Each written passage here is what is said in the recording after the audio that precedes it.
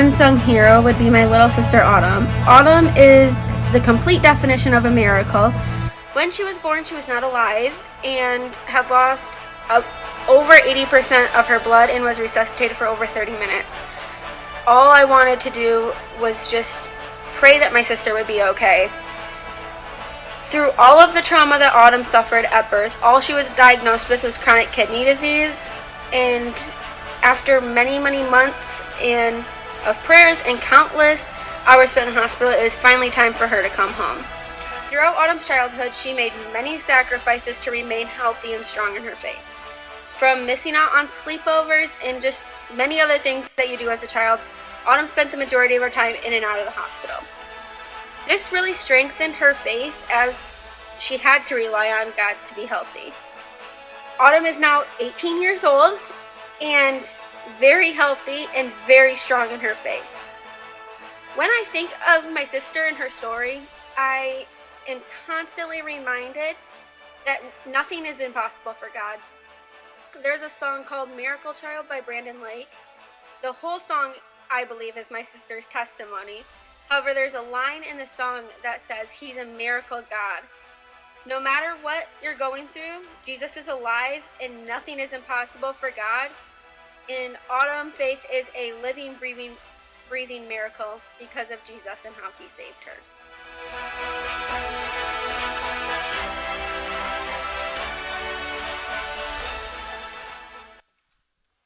It's amazing to me, even editing and making those videos, I still get emotional even though I've watched it numerous times.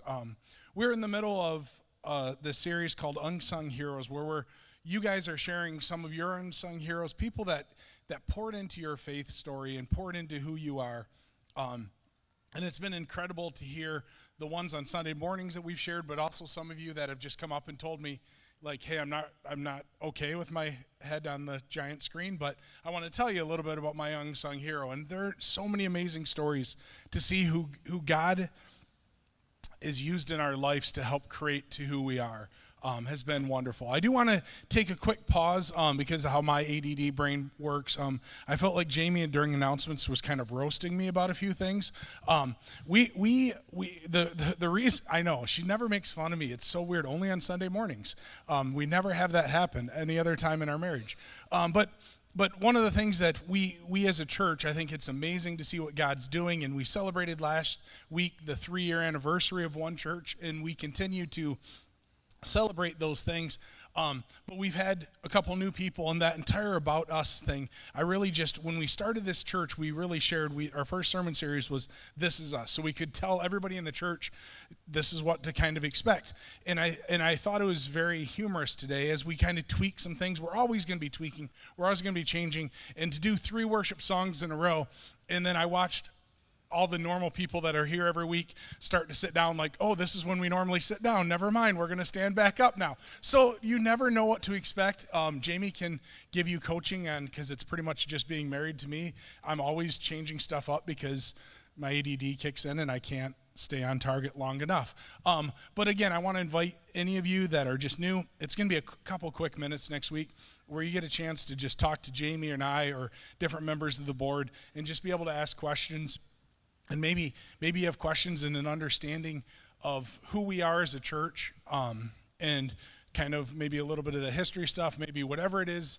It's just a chance to be able to connect, because a lot of times we want to be able to connect with you, and we just can't seem to connect with everybody on a Sunday morning, which is welcome to church. That's why we're all in this together. So a couple weeks ago, I got this trait from my dad, and he would always, at the end of the day, he would go to his dresser and he would empty his pockets with change, and he'd put it in a coin container. Anybody else do this or have their dads do this, right? And it's amazing what happens. He would, at the end of the day, just dump a bunch of change into it, and we as kids would go and steal the quarters out. And it was just kind of the process that would happen. And I've taken this trait on where I've done the same thing. And I have a huge Lions cup that at the end of the day, any change I have gets thrown in there. And every couple months, you roll those coins, and you put them all together, and it just kind of feels like free money. So I was doing that a couple weeks ago, and I was making a note to my kids and my wife why there's no quarters in my change container.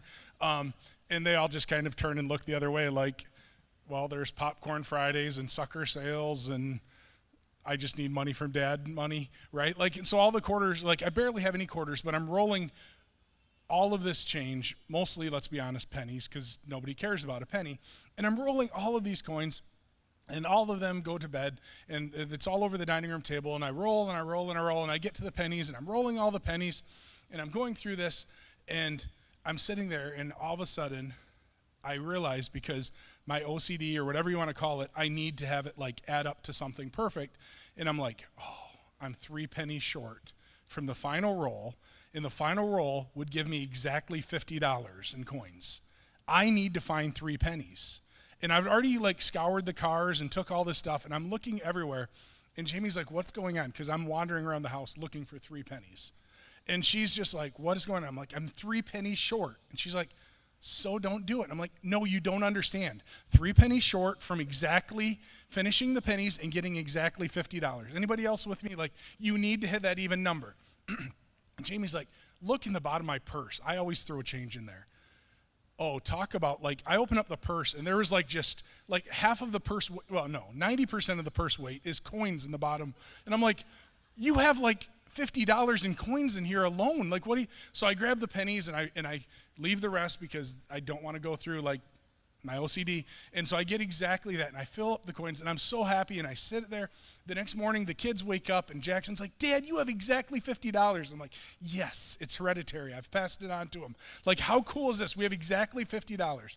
So I'm so prideful. Like, I take all my coins. I go to work. I have them sitting on my passenger seat, and I go to the bank, and I'm like, this is going to be wonderful. And I grab all these coins, and I'm holding, you know, because it's a lot of awkwardness because I'm OCD, but I'm not smart, and put it in a plastic container. I'm trying to carry all these coins, right? And I'm sitting there, and I'm like, okay, I'm going to do this. And just as I'm getting out of my Jeep, I can see it, one of the penny rolls starts sliding off. And I'm like, no, and I'm trying to catch it, and it hits the perfect corner of my door jamb and goes everywhere across the Huntington Bank parking lot. And I'm like, no. So I like put them all down, and I'm scouring through. I have extra rolls, so I'm like, okay, I can be fine. And I go, and I counted, and you will not believe I found 49 of the 50 pennies. Now, mind you, I am completely distraught because, like, people are laughing at me. I pulled my Jeep away. I'm going through the leaves, like, trying to find this lost penny. And people are looking at me, right? And in my brain, I'm going, anybody else would have just been like, who cares? Just turn in the $49.50. Well, you animals that do that, you don't understand my brain. And I'm like, okay, do I walk across and like buy a candy bar at the gas station to like ask for a penny back? Better yet, do I need a penny? I've never needed a penny more in my life. Do I steal a penny out of that? Every other time I find a penny walking and I can't find this penny, and I've sought so hard for this penny, and I'm sitting there in complete and utter rejection. I walk back into the Huntington Bank, and it's like this moment of shame. I can't even make eye contact with the lady, and she's like, oh, you're turning in coins? I'm like, yes, $49.50. Actually $49.99, but I don't have a pen. Like, I'm like emotional, like beyond everything, where she's just like, what is wrong with this guy? And I'm just like, I lost a penny. You don't understand. Like everything in me. And if you want verification, we'll take tours of my Jeep later. I have a coin roll sitting there with 49 pennies in it because I couldn't find a 5th penny. And then a couple days later, when I ran through McDonald's and I bought food, and like she handed me a couple, like 11 cents change, and I was like, where were you the other day? Like, I needed you, penny. Like, and that's reminded me, that story, like, right, the importance of that stupid penny. There's a story in the Bible in Luke 15. And this is right after Jesus talks about leaving the 99 sheep and to find the one that's lost. He doubles down on that story. And he talks about a woman. And this is a parable, a story of God's love for us. Or suppose a woman has 10 silver coins and loses one. Won't she light a lamp and sweep the entire house and search carefully until she finds it? And when she finds it, she will call her friends and neighbors and say, rejoice with me because I have found my lost coin. And as she continues on, like, you got to understand, in the same way, there's a joy in the presence of God's angels when even one sinner repents. So this is Luke 15:8-10. It's a great story. It's a great reminder of God's love. But you got to understand a few things. Like, I've heard this story since I was a little kid in Sunday school and different things, and I was like, man, get over it, lady. You lost a silver coin, right? Like, what does it matter? We have to understand there's a little history behind what's going on here. So this coin that she had lost was actually from a wedding headdress. And I'm not really good at Hebrew, so I apologize for any Hebrew people that can correct me later. The word is either semedi or semedai, and it's a wedding headdress that she's talking about. And it has 10 coins on it, and this is the equivalent of an engagement ring or a wedding ring. This is what they had. When you were to be married, you would get one of these, and you would wear it on your wedding day. And this was also like held on to, so we don't know if the lady had already been married or she was betrothed to be married or how that worked, but she had lost one of the silver coins, and that pretty much made the semedai, whatever you want to go with, we'll just call it semi something, that made it worthless in that eyes. So I kind of attribute this to, you're losing like the diamond out of your wedding band. I don't know too many women that if they lose the diamond out of the wedding band would be like, no big deal, I'll get another one. If Jamie ever said that to me about her diamond, I'd be like, well, let's talk, right? Like it's the importance. You lose it's made it worthless. It's made this. So what does she do? She lights a lamp because the houses were dark at the time. She sweeps the floor. She looks everywhere for this lost coin. And when she finds it, she rejoices because what? When she found it, it's now complete. Her wedding dress, her wedding headdress is now complete. The set is now complete.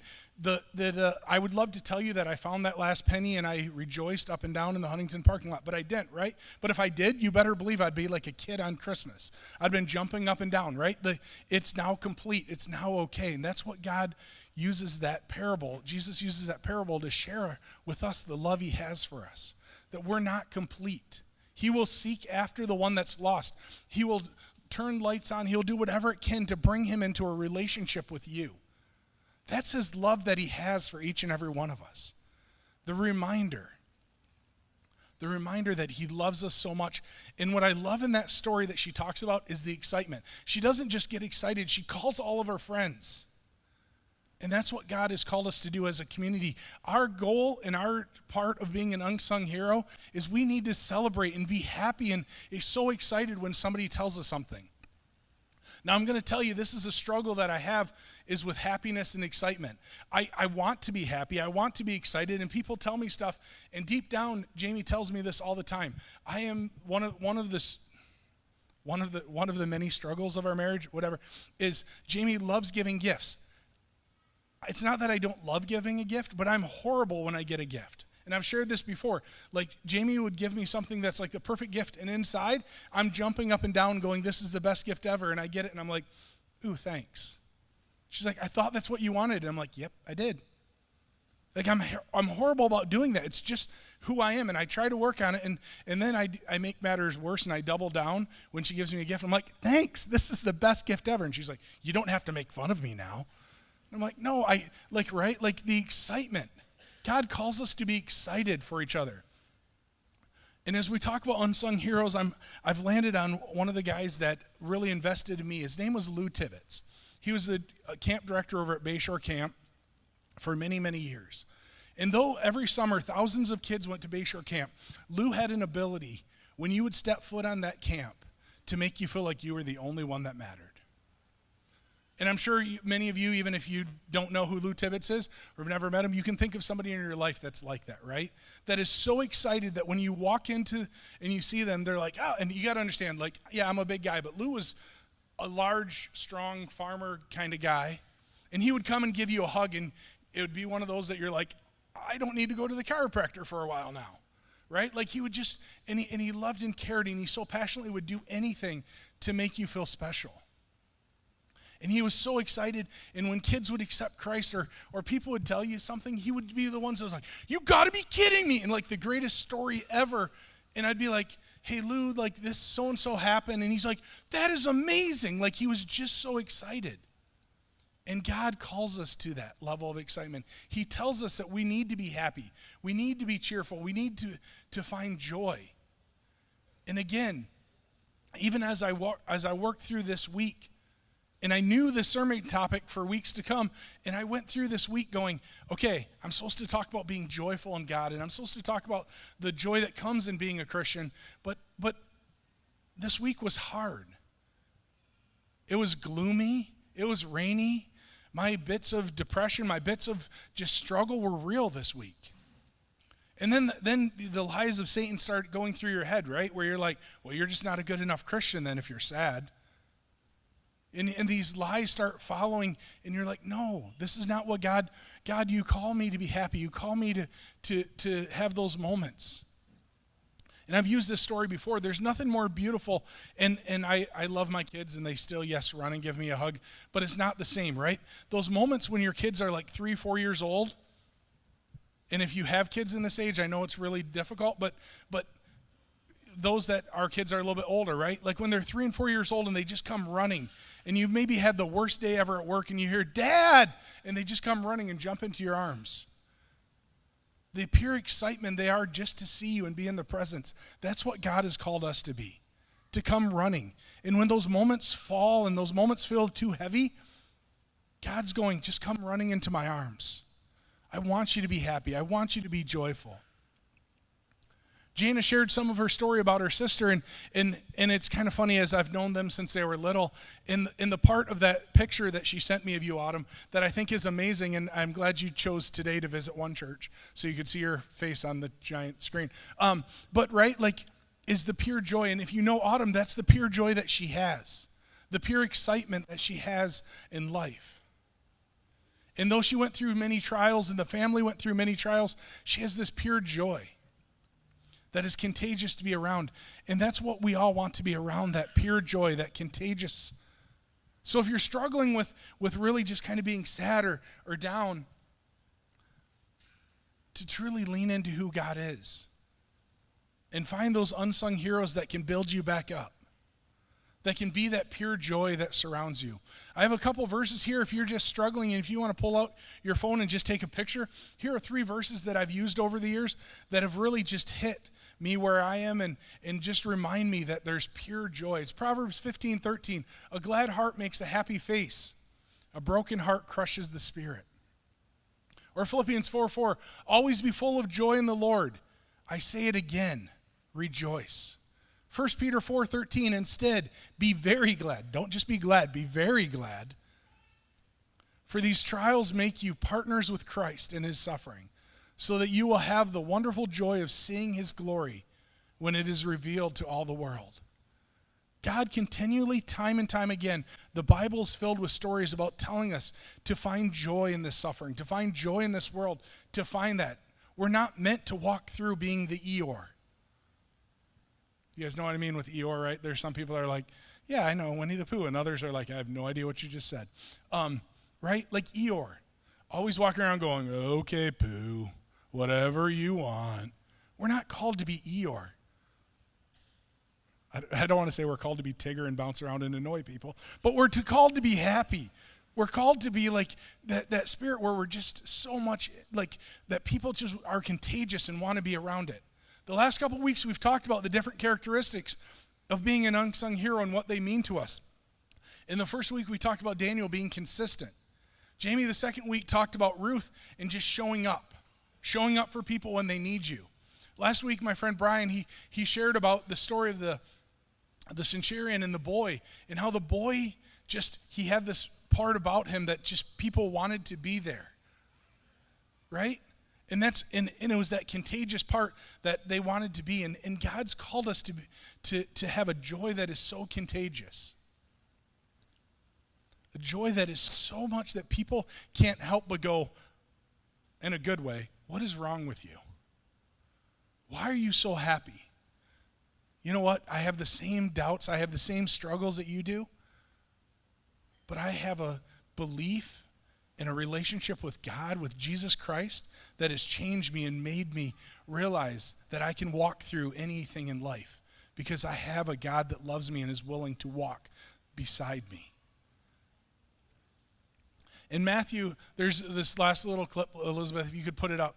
In Matthew, I stumbled across this other verse just last night, and I wanted to put it in because it was a verse that I'm sure I've read 1,000 times, or not, but it really just hit me. And it says, the kingdom of heaven is like a treasure hidden in a field, which a man found and covered up.